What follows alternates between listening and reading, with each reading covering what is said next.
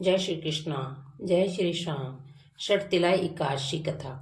भगवान कृष्ण बोले, हे युधिष्ठिर, माँ कृष्ण पक्ष की एकादशी का नाम षटतिला है। इससे तिल का स्नान, तिल के उपटन, तिल हवन, तिलांजलि, तिल शहद, ठाकुर जी के चरण पादिका, तिल का भोजन, तिल का दान, यह षटतिला कहलाती है।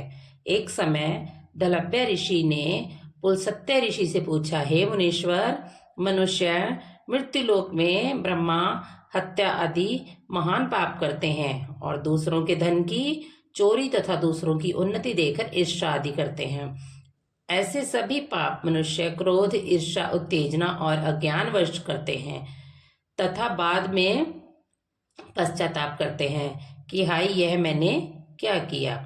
हे महामुने, ऐसे प्राणियों को नरक से बचाने का क्या उपाय है?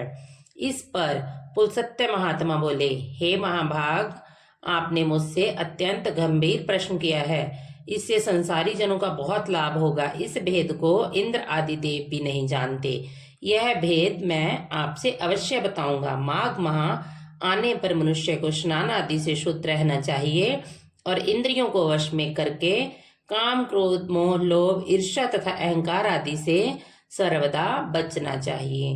पुष्प नक्षत्र में गोबर, कपास, तिल मिलाकर कंडे बनाने चाहिए। उन कंडों से 108 बार हवन करें। जिस दिन मूल नक्षत्र और एकादशी तिथि हो तब अच्छे पुण्य देने वाले नियमों को ग्रहण करना चाहिए। स्नान आदि नित्य क्रियों से देवों के देव भगवान विष्णु का भजन कीर्तन करना चाहिए। एकादशी के दिन व्रत करें और रात्रि को जागरण तथा हवन करें। उसके दूसरे दिन धूप दीप नैवेद्य से भगवान का पूजन करें और खिचड़ी का भोग लगाएं। उस दिन भगवान को पेठा, नारियल, सीताफल या सुपारी सहित अर्घ्य देना चाहिए और फिर इस प्रकार उनकी स्तुति करनी चाहिए, हे भगवान, आप हमें शरण देने वाले हैं। आप संसार में डूबे हुए का उद्धार करने वाले हैं। हे पुंडरीकाक्ष, हे कमल नेत्रधारी, हे विश्व विधाता, हे सुब्रमण्यम, आप लक्ष्मी जी सहित मेरे इस तुच्छ का अधर्य को स्वीकार कीजिए। इसके पश्चात ब्राह्मण को जल से भरा हुआ कुंभ तिल का दान करना चाहिए। यदि संभव हो तो ब्राह्मण को गो और तिल का दान करना चाहिए। इस प्रकार मनुष्य जितने तिल दान करता है वह उतने ही सहस्त्र स्वर्ग में निवास करता है। नारद की विनती सुनकर श्री भगवान विष्णु बोले, हे नारद, मैं तुमसे आंखों देखी एक सत्य घटना कहता हूँ, ध्यान पूर्वक सुनो। प्राचीन काल में मृत्युलोक में एक ब्राह्मणी रहती थी। वह सदैव व्रत किया करती थी। एक समय वह 1 माह तक व्रत करती रही। इससे उसका शरीर अत्यंत दुर्बल हो गया। वह अत्यंत बुद्धिमान थी। फिर उसने कभी भी देवताओं, ब्राह्मणों के निमित्त अन्न आदि का दान नहीं किया। मैंने सोचा कि इस ब्राह्मणी ने व्रत आदि से अपना शरीर तो शुद्ध कर लिया, इसको विष्णु लोग भी प्राप्त हो जाएगा, परंतु इसने कभी अन्नदान नहीं किया है। अन्न के बिना प्राणी की तृप्ति होना कठिन है। ऐसा सोचकर मैं मृत्युलोक में गया और उस ब्राह्मणी से अन्न की भिक्षा मांगी। वह ब्राह्मणी बोली, हे महाराज, आप यहाँ किस लिए आए हैं? मैंने कहा, मुझे भिक्षा चाहिए। इस पर उसने मुझे एक मिट्टी का पिंड दे दिया। मैं उसे लेकर स्वर्ग लौट आया। कुछ समय बीतने पर ब्राह्मणी भी शरीर त्याग कर स्वर्ग आ गई।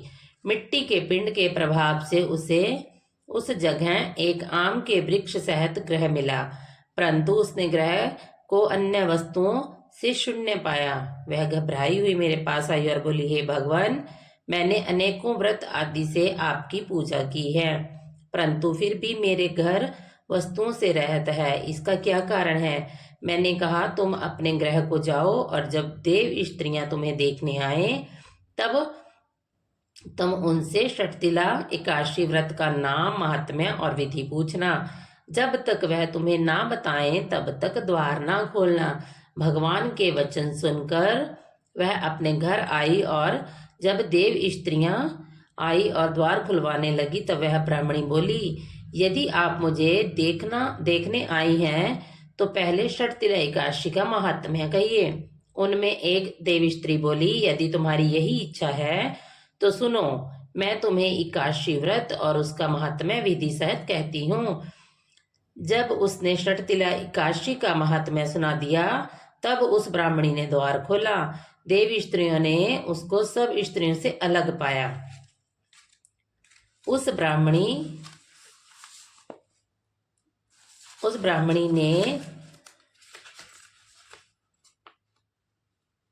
जय हो भगवान विष्णु सत्यनारायण भी देव स्त्रियों से कहे अनुसार षटतिला एकादशी का व्रत किया और उसके प्रभाव से उसका ग्रह धन्य धान्य से भरपूर हो गया। इससे मनुष्य को जन्म जन्म की आरोग्यता प्राप्त होती है। इस व्रत के से मनुष्य के समस्त पाप नष्ट हो जाते हैं। बोलो भगवान विष्णु की जय, सत्यनारायण भगवान की जय। जय श्री श्याम, जय श्री राधे, हारे के सहारे की जय हो।